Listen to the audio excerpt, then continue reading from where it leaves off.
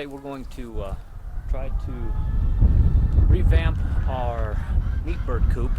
The wind got up around here the other day.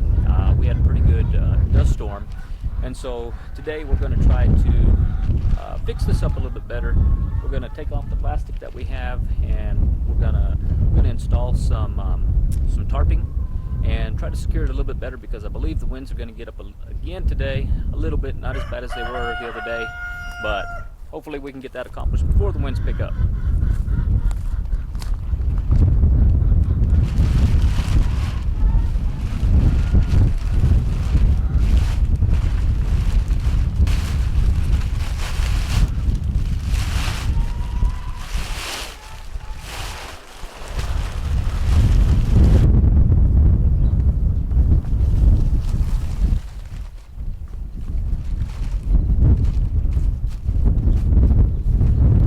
Okay guys, we were able to get the tarps up. They look like they're nice and secure. Looks like it might hold up, and I think we got it up just in time before the winds.